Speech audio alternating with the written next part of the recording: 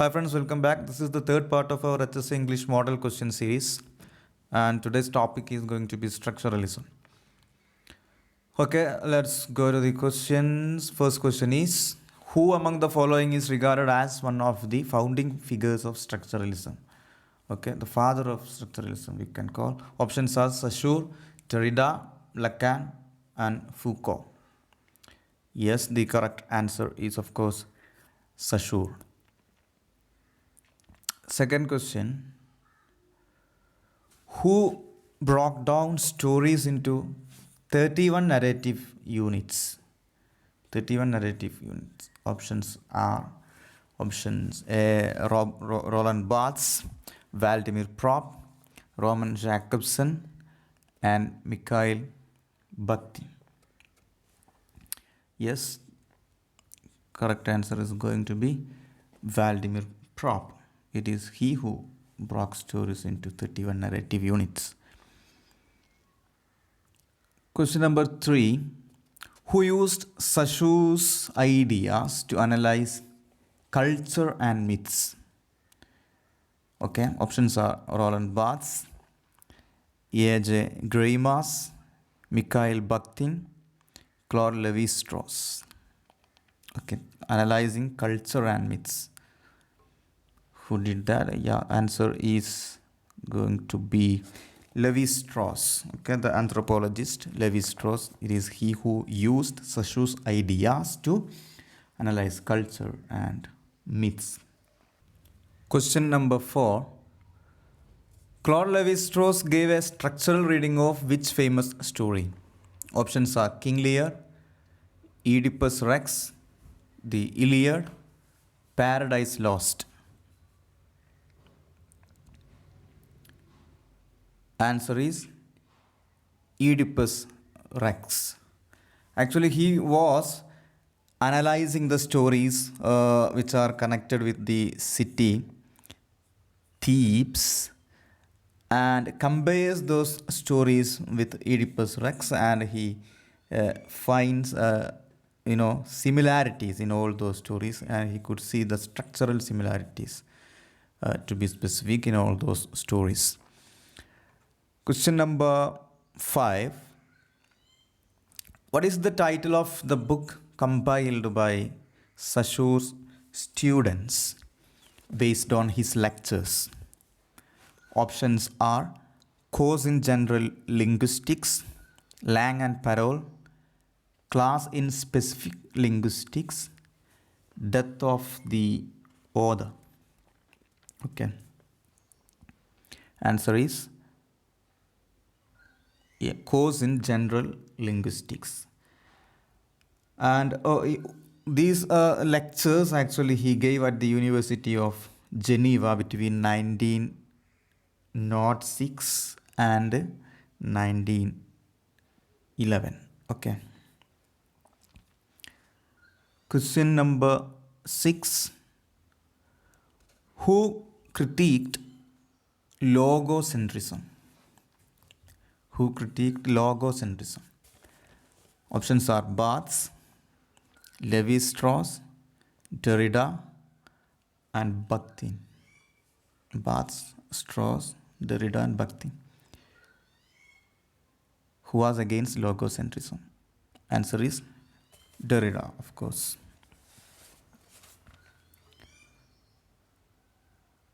Question number 7. Difference is a concept associated with. Options are Althusser, Derrida, Barthes and Gerard Genette.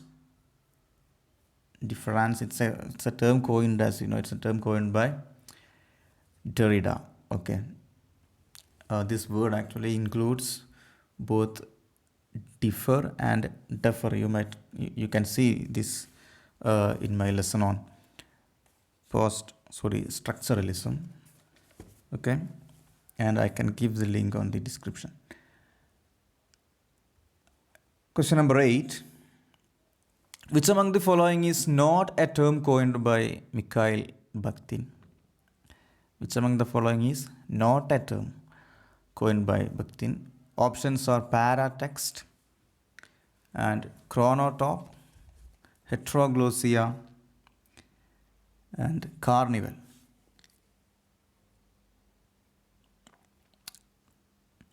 Answer is paratext.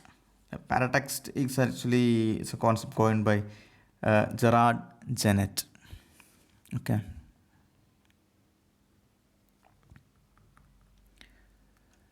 Question number 9. Which among the following doesn't belong to Valdimir Propp's 7 characters needed in a fairy tale? Okay, he talks about 7 characters, Valdimir Propp, which can be found in almost every fairy tale.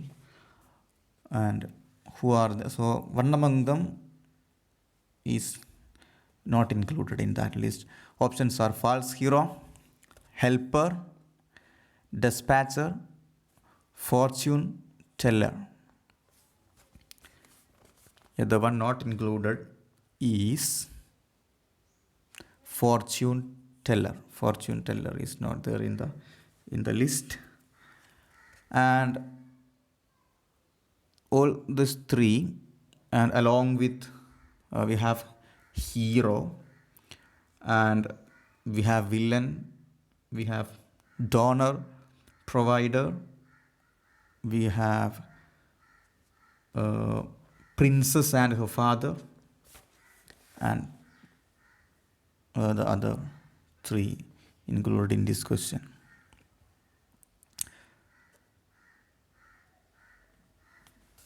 Question number 10. Who wrote the book Structural Semantics? An attempt at a method. Structural Semantics. Options are Valdimir Propp, A.J. Greimas, Gerard Jennett, and H.S.A.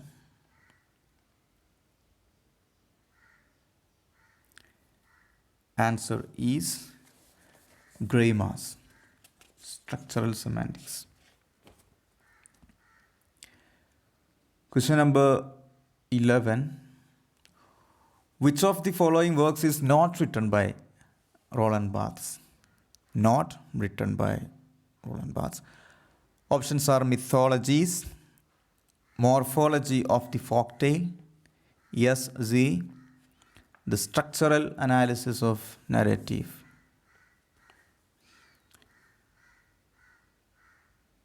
The answer is Morphology of the Folktale. Morphology of the Folktale is actually a book written by Valdimir Propp. Question number 12. Barthes breaks Balzac's story Saracen into dash lexias and organized them into dash codes. Options are 563 lexias and 6 codes, 561 lexias and 5 codes, 563 lexias and 5 codes, 561 lexias and 6 codes. Yeah, it is actually 561 lexias and 5 codes. 61 lexias and 5 codes. Okay, breaks the story into 561 small units actually. Okay, and he again groups those units into 5, and he calls them codes, as you might have seen: priority codes, hermeneutic code, cultural code, semicode, symbolic code, like this. Okay, I think in my video on structuralism I have mistakenly said it was 567. It was wrong. It is 561 lexias. Okay, not 567. Question number 13. In structuralism, an individual tale can be considered as dash. An individual tale can be considered as, options are Lang, Parole, Sindam, and syntax? Answer is parole. Okay, an individual tale is called parole. An individual tale can be considered as a parole, and all the stories and all the generic conventions associated with that particular tale or a particular work can be considered as lang. Okay. Question number 14. Lang is dash. Options are the system of a language, the short form of language, the relationship between the words in a sentence. It is an individual utterance, lang. Lang is called the system of a language. System of a language is called, or all the rules and grammar of a language can be considered as or can be called as lang. Okay. An individual utterance is parole. You know that. Question number 15. Which of the following is not true with respect to the synchronic study of language? Options are, question is not true about a synchronic study of language. Options are, Saussure was interested in the synchronic study of language. It is about the evolution of language. It is about the patterns and functions of language in use today. It analyzes language at a particular point in the past.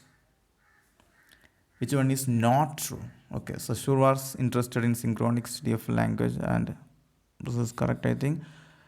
And it is about patterns and functions of language in use today. Yeah, that is also correct. And it analyzes language at a particular point in time. That is also correct. Okay, it can be an analysis of language in use today or at a particular point in the past. Okay, so the correct answer, it is about the evolution of language. So synchronic study is not about the evolution of language. It is rather an analysis of language in use today or a particular point in the past. So an evolution or a history of language can be called as a diachronic study of language. Okay, diachronic study of language. So that's it.